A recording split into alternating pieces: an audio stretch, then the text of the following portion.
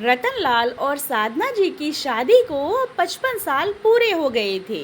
उन दोनों की उम्र भी 75 से ऊपर निकल चुकी थी।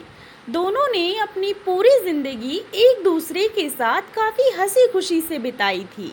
उन्होंने जीवन में आने वाली हर परेशानी का सामना मिलकर किया। सुख दुख के साथ साथ उन्होंने अपने अपने पर्सनल रहस्य भी एक दूसरे के साथ शेयर किए थे। हाँ, साधना जी ने केवल एक रहस्य रतनलाल जी को कभी नहीं बताया।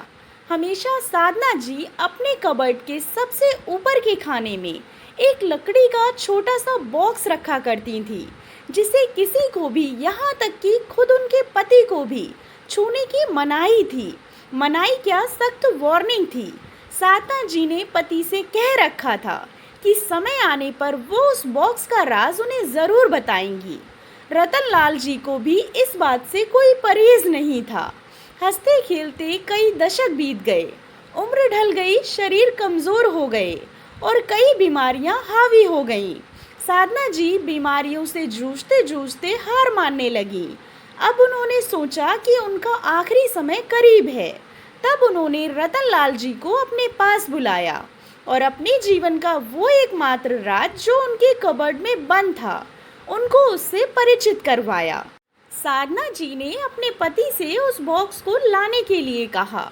रतनलाल जी उस बॉक्स को लेकर आए और उसे ओपन किया तो वो देखकर हैरान रह गए कि उस बॉक्स में दो खरोची हुई छोटी डॉल्स और ढेर सारे 50 के नोट थे। रतनलाल जी ने साधना जी से उन डॉल्स के बारे में पूछा। तब साधना जी ने कहा, जब मेरी शादी होने वाली थी तब मेरी दादी ने मुझे समझाया था कि अगर अपनी शादी को लंबे समय तक चलाना चाहती हो तो एक दूसरे से जितनी हो सके बहस व शिकायतें कम करो और उसका ध्यान रखना। और उन्होंने उसके लिए मुझे ये डॉल्स का तरीका भी बताया था कि जब भी मुझे तुमसे कोई शिकायत हो तब मैं एक डॉल को खुरच कर उसे संभाल कर रख लूं।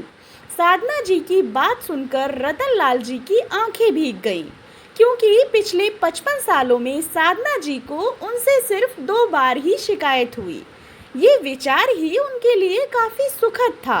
बाद में उन्होंने उन ढेर सारे 50 के नोटों के बारे में पूछा, जो गिनती करने पर 1 लाख से भी ज़्यादा थे।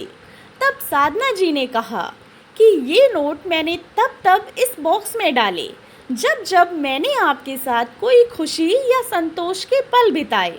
रतनलाल जी अपनी पत्नी को गले लगाकर रो पड़े और बोले, मेरे किसी जन्म के पुण्य ही होंगे जिससे मुझे तुम पत्नी के रूप में मिली।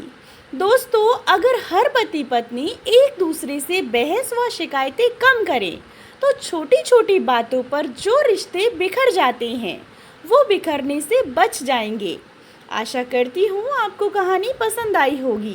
कहानी पसंद आई हो तो चैनल को सब्सक्राइब करें और कहानी को लाइक एंड शेयर करें। कहानी के बारे में कमेंट कर अपनी राय ज़रूर दें। कहानी सुनने के लिए आप लोगों का बहुत बहुत धन्यवाद।